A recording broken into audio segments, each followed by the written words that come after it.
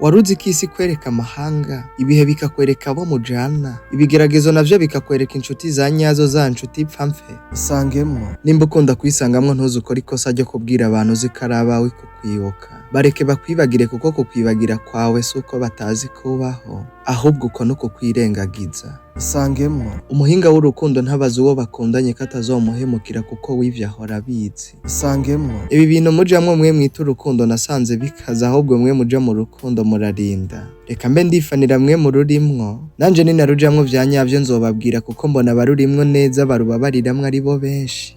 Ndaba ndahonyeza nk'ukuguru kumwe ukundi kuri hanze. Isangemwo. Nyumvira ubwenge bw'abakire nabwo ukuntu buyobeye. Umukire uramukorera ikiraka c'ibihumbi 10 ugeze kumusaba agashahara kanka kuguhemba, agashavu kagutwara ukamwitwarira, agaca atanga umuriyoni ku bakuzi ivya n'abagukubita, kandi sha yanse kuguhemba ibihumbi 10 wakoreye. Mwabakire mwaka kantu si keza. Isangemwo. Ntuzopime kwita umusaza wese umuhinga no muhanuzi wibaza ngo n'umunyabwenge kubera kashaje kuko n'ibigogo birasaza. Isangemwo. Ndirengagiza cane ariko sindikijojo, mejeje kwigenzura neza nsanze atari bijyanje, ahubwo nimba tutabanye neza burya nawe ntushobotse. Isangemwo. Gahunda no kwisangamwe inambuko kuyinda ariko ari nako kandi ndakwibutsa ko nushaka kugera kure uzujane n'abandi, ariko niwashaka kunyaruka uzugende wenyene.